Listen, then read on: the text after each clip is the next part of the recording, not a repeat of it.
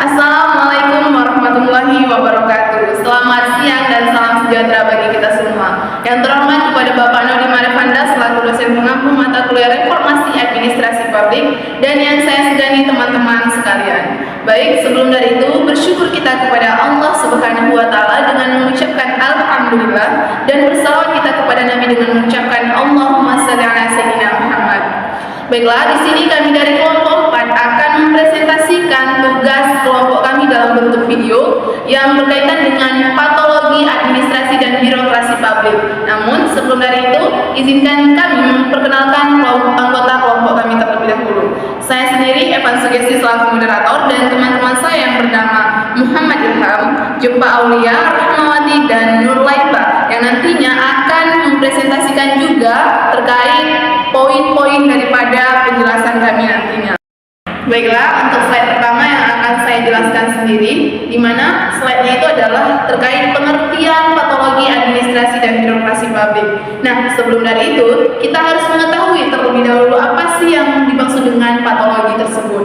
Nah, jadi patologi itu merupakan suatu cabang ilmu kedokteran yang mempelajari tentang penyebab, perkembangan, dan akibat dari sebuah penyakit. Nah, dapat kita definisikan bahwasanya patologi itu adalah sebuah penyakit. Nah, bagaimana yang dimaksud dengan patologi administrasi dan birokrasi publik? Adapun pengertian dari patologi administrasi dan birokrasi publik adalah suatu masalah dan disfungsi dalam sistem pemerintahan seperti adanya korupsi, ketidakefisiensi, birokrasi yang berbelit-belit, penyalahgunaan kekuasaan, dan akuntabilitas yang kurang. Nah, poin-poin ini nantinya yang akan dikupas tuntas atau diperjelas oleh rekan-rekan saya. Namun sebelum dari itu, saya akan memberikan suatu contoh gambaran daripada patologi birokrasi tersebut. Nah, salah satunya adalah penyalahgunaan kekuasaan. Seperti yang kita ketahui saat ini, banyaknya pejabat-pejabat instansi menyalahgunakan kekuasaannya demi meraih keuntungan secara pribadi. Nah, di mana masalah-masalah ini dapat memiliki dampak yang sangat signifikan. Salah satunya yakni dapat menghambat kinerja pemerintah, dapat memperlambat proses pembangunan, dapat memperlambat efektivitas pelayanan publik, dan juga dapat menimbulkan kepercayaan masyarakat yang kurang terhadap pemerintah. Untuk slide selanjutnya, adanya pengertian patologi administrasi dan birokrasi publik menurut para ahli beserta contohnya yang akan dijelaskan oleh rekan saya Jempa Aulia. Kepada Jempa Aulia kami persilahkan. Ini saya akan menjelaskan pada slide kedua, yaitu tentang apa itu patologi birokrasi dan administrasi menurut para ahli. Nah, di sini kami mengambil seorang ahli bernama Risman K. Umar tahun 2002. Ia mengatakan bahwa patologi adalah sebuah penyakit atau bentuk birokrasi yang menyimpang dari nilai-nilai etis, nilai-nilai aturan atau perundang-undangan dalam suatu birokrasi tersebut. Selanjutnya. Nah, selanjutnya ada contoh dari patologi administrasi dan birokrasi. Yang pertama itu ada inefisiensi. Nah, seperti yang kita ketahui bahwa inefisiensi adalah suatu penyakit patologi dalam suatu pemerintahan itu seperti birokrasi yang berbelit atau birokrasi yang tidak jelas gitu, tidak menghemat biaya. Contohnya itu seperti dalam suatu pemerintahan, kita mengambil suatu pemerintahan dalam suatu daerah seperti seorang bupati yang mengadakan sebuah rapat di luar kota. Seharusnya ia bisa mengadakan sebuah rapat di dalam suatu kantor bupati tersebut, tetapi ia memilih mengadakan sebuah rapat di luar kota. Yang pertama, ia tidak menghemat biaya. Seharusnya anggaran itu bisa dipakai untuk keperluan pemerintah dalam kantor bupati tersebut, tetapi ia mengambil anggaran tersebut untuk mengadakan rapat di luar kota gitu, tidak ada kepentingan. Yang kedua, ia tidak menghemat waktu. Selain dia tidak menghemat waktu untuk dirinya sendiri, tapi juga tidak menghemat waktu untuk para pegawai-pegawai yang ada dalam kantor pemerintahan bupati tersebut. Yang kedua, ada inefektivitas. Seperti yang kita ketahui bahwa inefektivitas adalah ketidaktepatan sasaran atau ketidaktepatan waktu. Nah, di sini saya mengambil contoh dalam suatu program beasiswa Kartu Indonesia Pintar, di mana seperti yang kita ketahui bahwa beasiswa KIP ini kan selalu tidak tepat sasaran. karena seharusnya beasiswa Kartu Indonesia Pintar ini didapatkan untuk seorang mahasiswa atau mahasiswi yang kurang mampu baik dalam segi faktor ekonominya, tetapi karena adanya inefektivitas dari seorang birokrat dan mahasiswa ini, ia malah dapat itu yang orang-orang yang mampu, bisa dikatakan mampu, dan beasiswa ini digunakan bukan untuk keperluan pendidikan kuliahnya, tetapi mahasiswa ini mengambil beasiswa ini uangnya tuh untuk gaya hidup mereka yang general, yang tinggi gitu. Oke, baik, saya kembalikan pada moderator. Selanjutnya di sini adanya ruang lingkup dan pengelompokan patologi administrasi dan birokrasi publik yang akan dijelaskan oleh Nurlaiba. Kepada Nurlaiba kami persilahkan. Baik, di sini saya akan menjelaskan itu ada ruang lingkup patologi administrasi dan birokrasi. Yang pertama tuh ada disfungsi birokrasi, yaitu sistem pemerintahan yang tidak berfungsi. Contohnya tuh seperti pelayanan publik yang lamban dan tidak responsif. Adapun responsif di sini merupakan sebuah makna gambaran kecepat tanggapan seseorang birokrat terhadap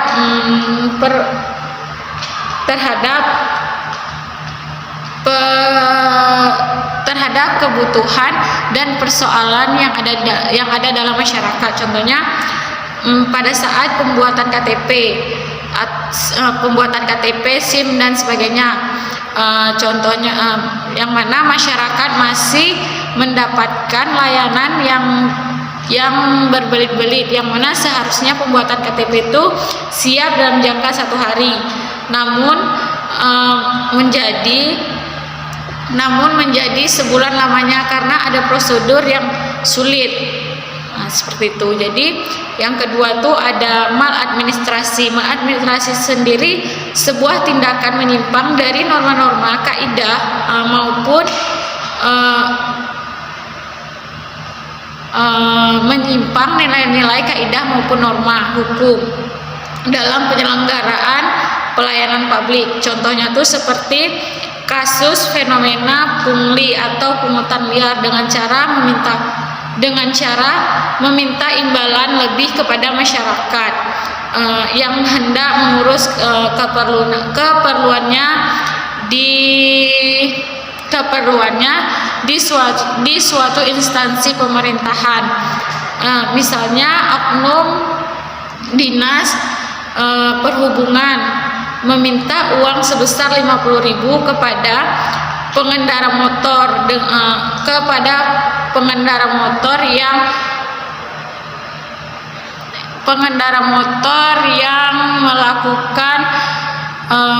melakukan patologi administrasi dan birokrasi. Yang pertama itu ada paternalistik. Paternalistik sendiri merupakan sebuah makna yang menggambarkan bahwa seseorang pimpinan yang memiliki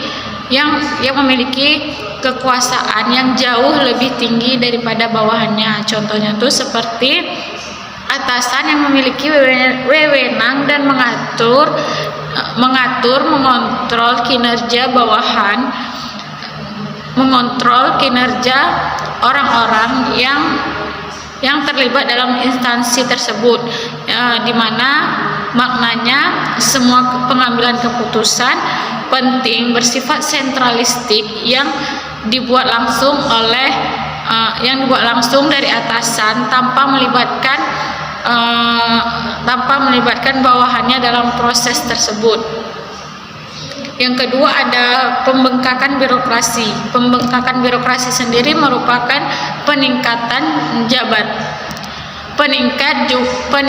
jumlah pegawai atau struktur organisasi yang tidak seimbang dengan kebutuhan dan beban kerja yang ada. Contohnya tuh seperti sebuah dinas daerah memiliki banyak sekali bidang seksi dan fungsi yang tidak jelas. Hal tersebut berpotensi menyebabkan banyaknya duplikasi tugas, sehingga hal ini dapat menghambat kinerja yang telah ditetapkan. Yang ketiga tuh ada pembengkakan anggaran. Pembengkakan anggaran sendiri merupakan situasi di mana biaya suatu proyek melebihi anggaran yang telah ditetapkan. Contohnya tuh seperti proyek pembangunan kereta cepat yang ada di Indonesia. Proyek ini mengalami pembengkakan anggaran yang sangat signifikan. Mulai dari 44,5 triliun menjadi 26 triliun. Hal ini disebabkan oleh beberapa faktor, yaitu seperti perubahan desain, kenaikan material, dan sebagainya. Yang keempat, ada prosedur berlebihan. Prosedur berlebihan sendiri merupakan suatu kondisi di mana organisasi atau instansi memiliki berbagai serangkaian aturan yang rumit dalam menyelesaikan tugas-tugas atau mencapai tujuannya. Contohnya tuh seperti untuk mengurusan izin usaha di Indonesia diperlukannya beberapa dokumen dengan langkah yang rumit, seperti meminta surat rekomendasi dari kelurahan, kecamatan. Selanjutnya di sini adanya gambar terkait daripada patologi administrasi dan birokrasi publik beserta faktor-faktor yang menyebabkan patologi administrasi dan birokrasi publik yang akan dipaparkan oleh rekan kami Rahmawati. Kepada Rahmawati kami persilahkan. Baik, di sini saya akan menjelaskan contoh-contoh patologi administrasi dan birokrasi. Nah, yang pertama ini ada korupsi. Korupsi adalah suatu tindakan yang dilakukan oleh seseorang atau sekelompok orang yang bertujuan untuk memperkaya diri yang melanggar norma dan aturan. Nah, contoh dari korupsi ini seperti suap menyuap. Nah, contohnya tuh seperti sogok. Misalnya seseorang ini mau masuk ke suatu instansi atau suatu perusahaan, mereka ini menyogok para aparatur yang ada di perusahaan tersebut untuk membantu mereka untuk diterima di perusahaan tersebut dengan memberikan imbalan, baik itu berupa uang ataupun barang. Kemudian yang kedua ini adalah perilaku para birokrat yang kurang baik. Nah, di sini saya mengambil contoh perilakunya yang ada di Fakultas Fisip, yang di mana ibu-ibu ataupun bapak di situ tidak melayani para mahasiswa dengan baik dan memberikan perilaku yang kurang senonoh kepada mahasiswa. Contohnya itu ketika mahasiswa ingin membuat surat aktif, cenderung ibu-ibu ini tidak melayani para mahasiswanya. Kemudian juga jika mahasiswanya kesalahan ataupun kewalahan dalam membuat surat aktif tersebut, tidak diarahkan untuk pembuatan surat aktif yang baik dan benar. Kemudian yang ketiga ini ada pelayanan yang buruk. Pelayanan yang buruk ini saya ambil contoh yang di rumah sakit, yang dimana pasien yang berobat menggunakan BPJS cenderung lebih tidak dilayani dengan baik daripada pasien yang menggunakan BPJS berbayar. Kemudian selanjutnya ada faktor-faktor yang menimbulkan patologi administrasi dan birokrasi. Yang pertama itu kurangnya akuntabel dan transparansi. Nah, kurangnya akuntabel dan transparansi ini para birokrat yang tidak bertanggung jawab dan kurangnya informasi terhadap orang-orang yang membutuhkan informasi. Nah, contohnya kurang akuntabel ini saya mengambil contoh di rumah sakit, yang dimana sekarang pelayanan di rumah sakit ini mendaftar bisa menggunakan mesin besar itu, akan tetapi para petugas di situ tidak mengarahkan para pasien atau keluarga pasien untuk menggunakan mesin itu. Nah, di sini adanya tidak tanggung jawabnya para petugas.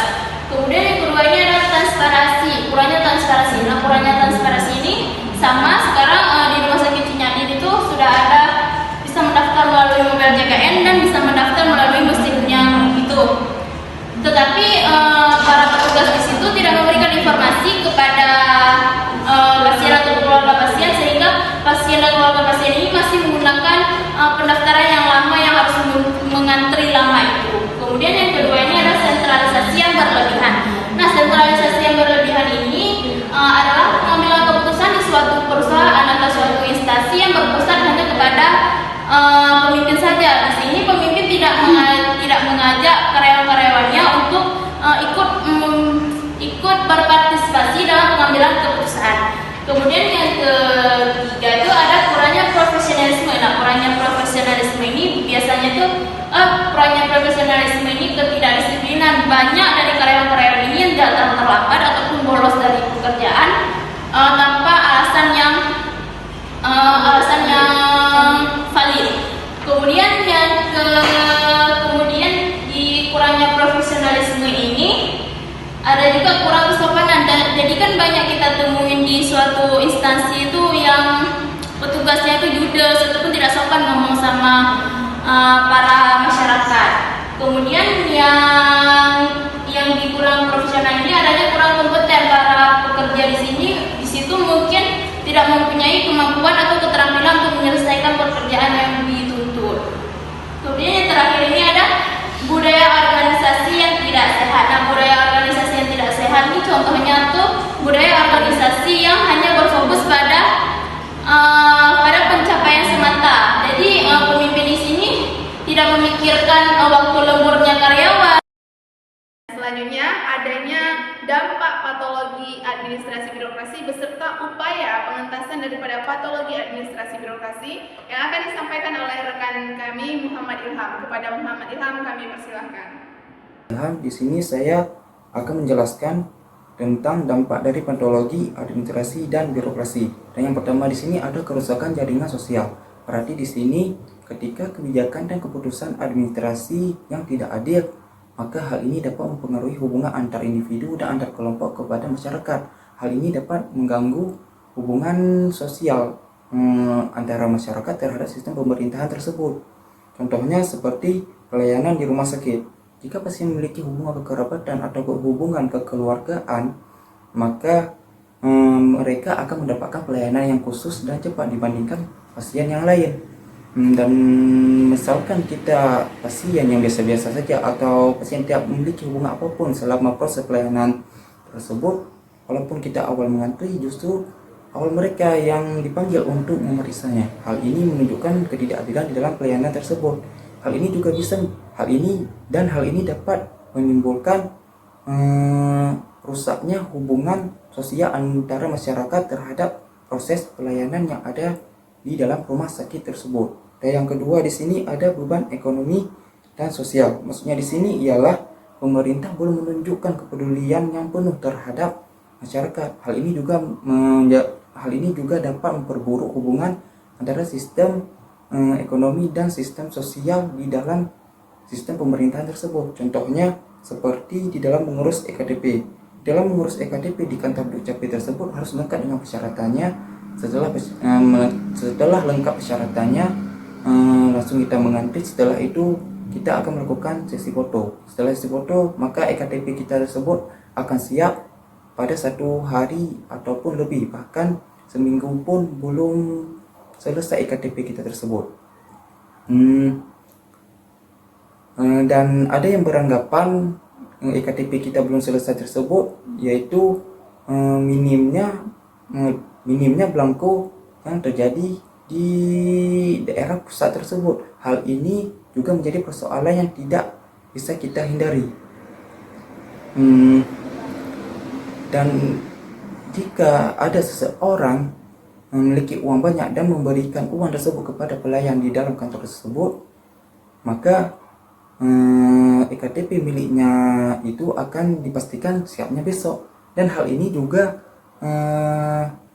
menjadi ketidakadilan di dalam proses pelayanan tersebut, karena mereka melakukan tindakan korupsi tanpa diketahui oleh publik. Dan maksud dari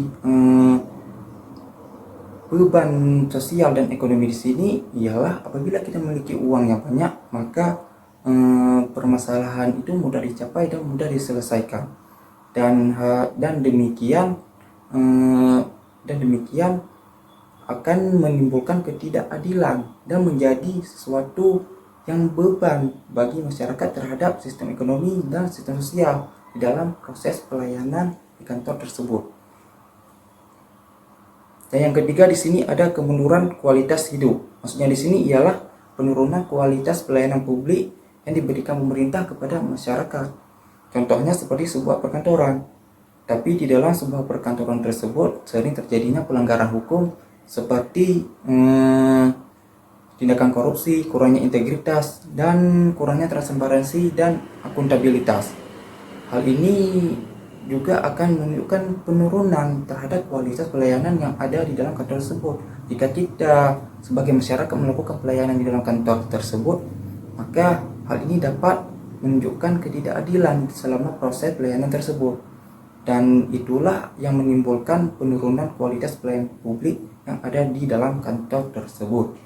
Dan yang keempat, ada ketidakpercayaan pada sistem dan institusi. Maksudnya di sini ialah pemerintah tidak transparan di dalam sistem birokrasi, sehingga masyarakat cenderung mencurigakan terhadap integritas dan efektivitas yang ada di dalam sistem pemerintahan tersebut.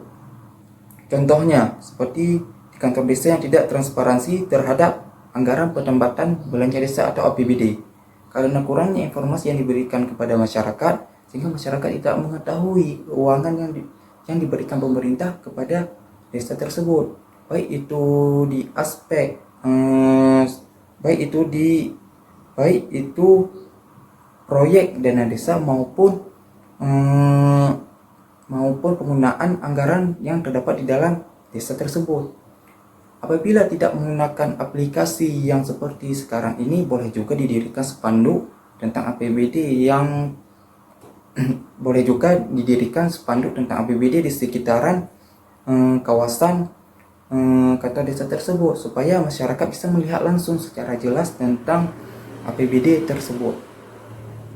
Dan slide selanjutnya ialah upaya pengentasan patologi administrasi dan birokrasi.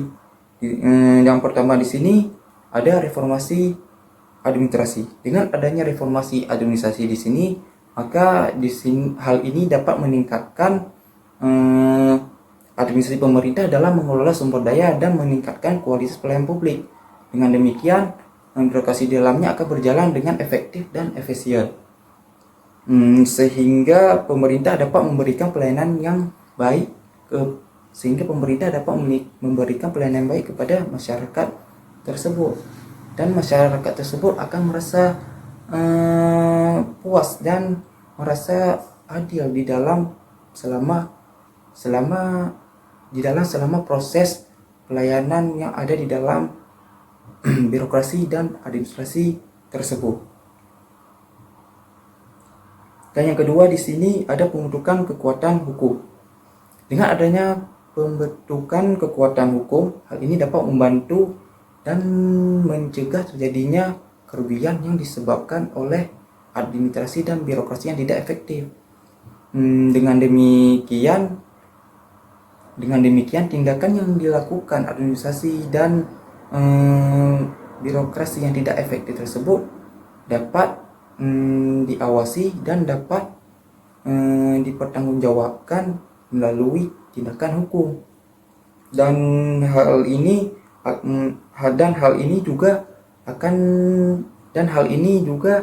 akan merupakan sesuatu kebijakan yang praktis dan mudah, supaya mereka tidak terjadi lagi penyalahgunaan kekuasaan dan tindakan korupsi, sehingga masyarakat akan memiliki kepercayaan yang kuat terhadap sistem birokrasi dan administrasi di dalam sistem pemerintahan tersebut. Dan yang ketiga di sini ada penerapan prinsip good governance. Dengan menerapkan prinsip good governance, hal ini dapat meningkatkan transparansi dan akuntabilitas yang kuat. Dengan demikian memungkinkan masyarakat dapat mengetahui informasi dan dapat mudah mengakses di dalam penyelenggaraan pemerintahan tersebut. Dan ini juga dapat memastikan segala tindakan dan keputusan yang diambil oleh pemerintahan tersebut dapat dipertanggungjawabkan dan dapat diperiksa, sehingga masyarakat merasa lebih aman dan merasa lebih percaya diri dalam berinteraksi di dalam birokrasi tersebut. Sekian dari saya. Terima kasih kepada Muhammad Ilham yang telah menjelaskan dampak dari patologi administrasi dan birokrasi publik beserta upaya pengentasan dari patologi administrasi birokrasi publik. Baiklah, sampailah kita di penghujung daripada presentasi kami. Di sini dapat kita tarik sebuah kesimpulan bahwasanya patologi birokrasi adalah penyakit di dalam birokrasi yang sangat mengganggu jalannya sebuah aktivitas di dalam pemerintahan atau di dalam birokrasi tersebut. Nah, di mana penyakit birokrasi ini tidak hanya membahayakan manusia di dalam organisasi, tetapi juga orang lain di dalam organisasi akan merasakan bahaya daripada patologi tersebut. Nah, bahkan tidak hanya itu, bahwasanya patologi ini dalam birokrasinya atau di dalam pemerintahannya dapat mendatangkan bahaya bagi seluruh masyarakat. Untuk sekian presentasi dari kelompok kami, lebih dan kurang kami mohon diperbanyak maaf. Kebenaran datangnya daripada Allah Subhanahu wa taala dan kesalahan terdapat pada diri kami sendiri. Saya tutup dengan doa, hadanallahu wa iyyakum ajmain. Assalamualaikum warahmatullahi wabarakatuh.